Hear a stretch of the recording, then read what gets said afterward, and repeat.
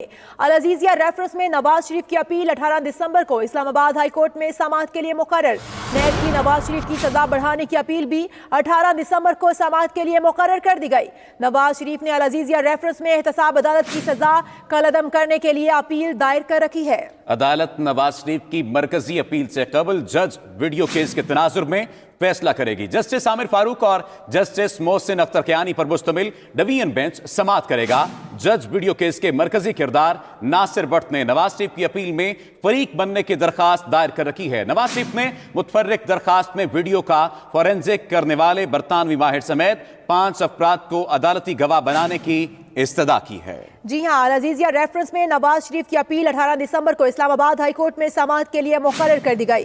नैब की नवाज शरीफ की सजा बढ़ाने की अपील भी 18 दिसंबर को समाअत के लिए मुकर्रर कर दी गई है। नवाज शरीफ ने अल अजीजिया रेफरेंस में एहतसाब अदालत की सजा कलअदम करने के लिए अपील दायर कर रखी है। अदालत नवाज शरीफ की मरकजी अपील से कबल जज वीडियो केस के तनाजुर में फैसला करेगी। जस्टिस आमिर फारूक और जस्टिस मोहसिन अख्तर कियानी पर मुश्तमिल डिवीजन बेंच समाअत करेगा। जज वीडियो केस के मरकजी किरदार नासिर भट्ट ने नवाज शरीफ की अपील में फरीक बनने की दरख्वास्त दायर कर रखी है। नवाज शरीफ ने मुतफर्रिक दरख्वास्तों में वीडियो का फोरेंसिक करने वाली बरतानवी माहिर समेत 5 अफराद को अदालती गवाह बनाने की सदा की है।